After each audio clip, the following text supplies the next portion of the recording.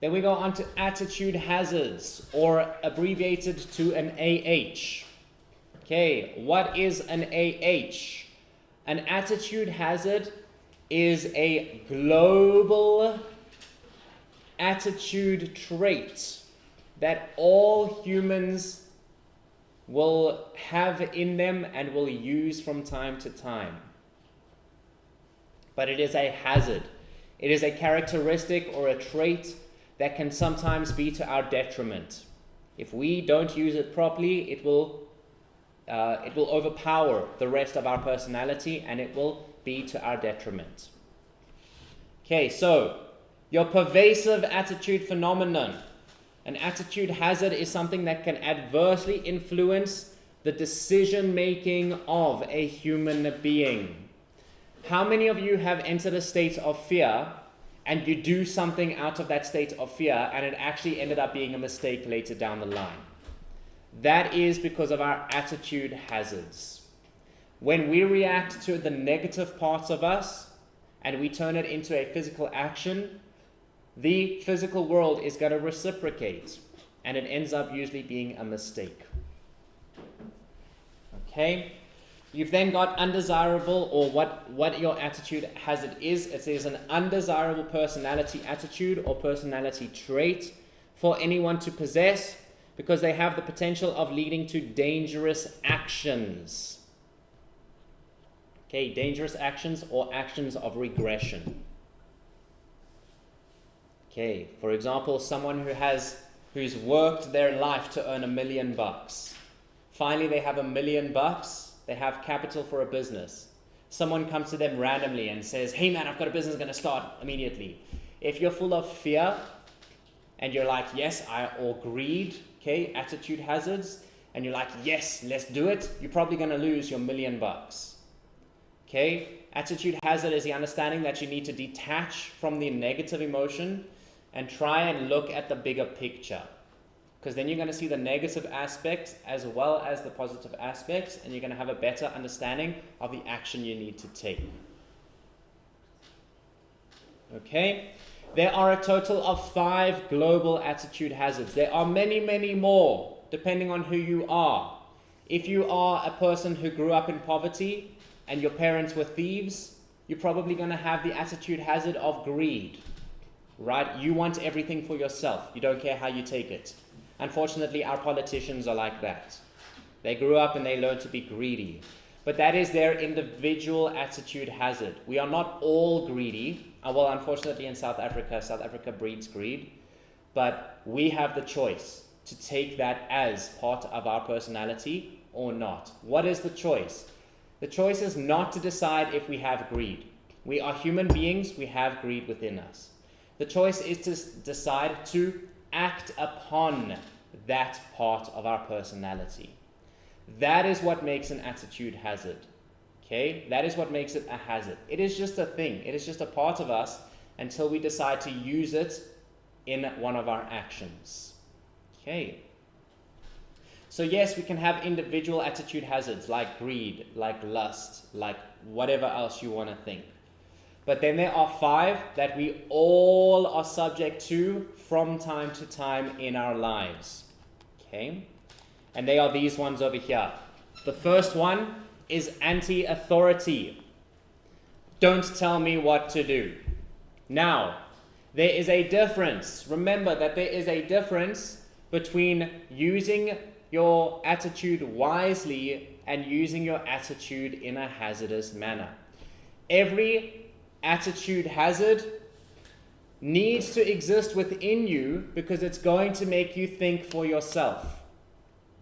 The issue comes when you use only that attitude hazard and you don't use discernment. So, anti-authority, don't tell me what to do. There are very appropriate times when you need to look at what's going on and you need to say, you don't know what you're talking about, I do know what I'm talking about, and I'm going to go with my way forward. Those instances are instances of discernment. Your mom wants you to go be a doctor because you're going to make lots of money.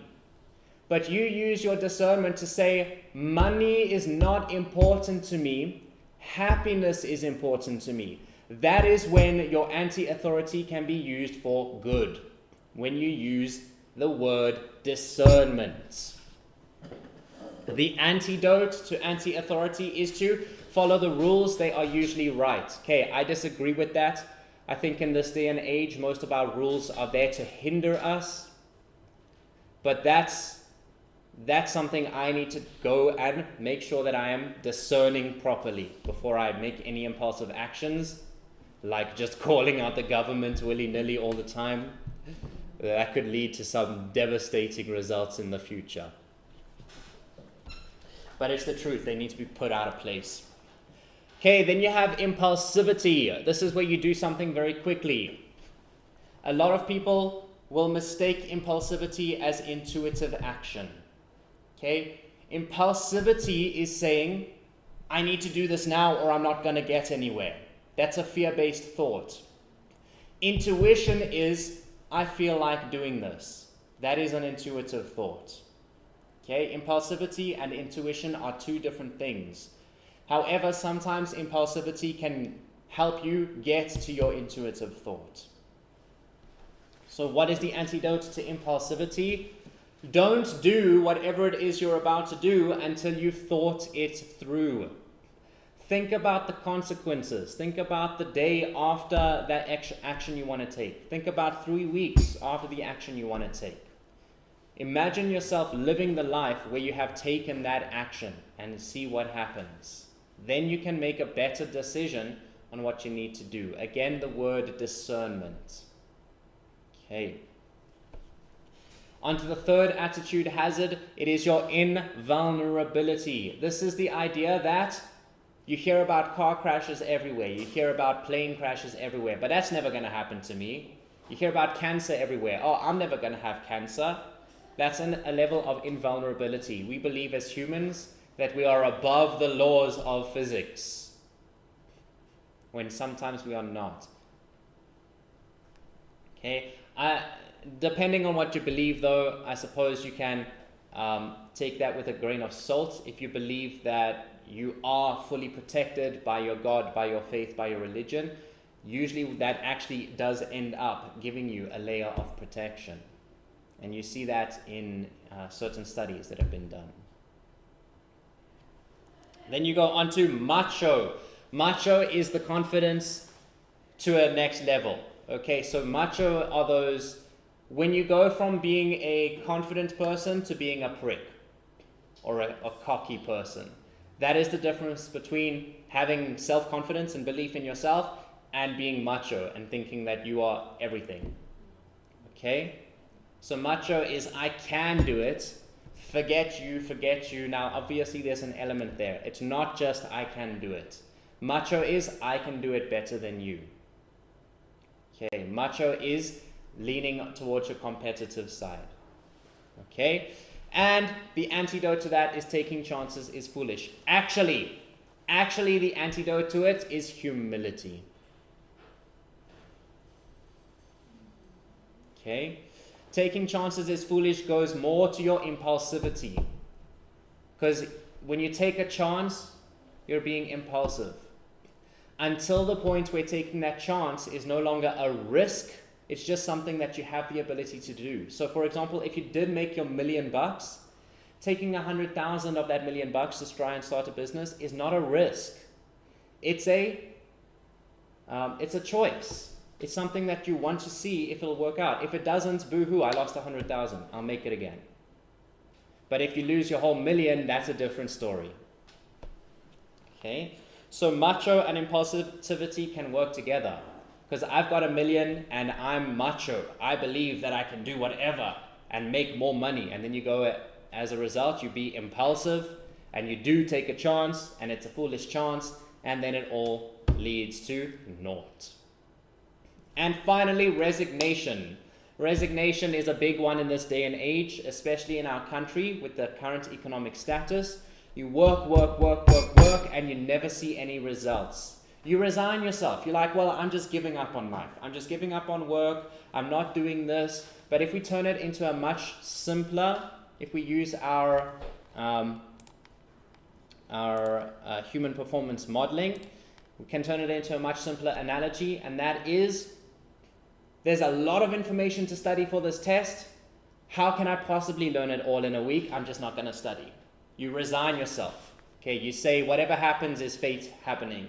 Meanwhile, you have the ability to change the fate. You have the ability to change the course of action. Okay, everyone thinks that the universe is the all-powerful thing that we just got to let it do what it's thing. Yes, we do have to let it do its thing, but when it shows us what to do, we have to work with it. Otherwise, we're never going to get anywhere. Okay, so then the antidote to resignation is that. It's the acceptance that when opportunity strikes, you must work with it. I am not helpless. I can make a difference, whether it's for yourself or for others. Use whatever you need to motivate yourself. If you believe that you're here for a big purpose in this life, get through the little gritty stuff by believing that you're going to make a big difference for a lot of people one day.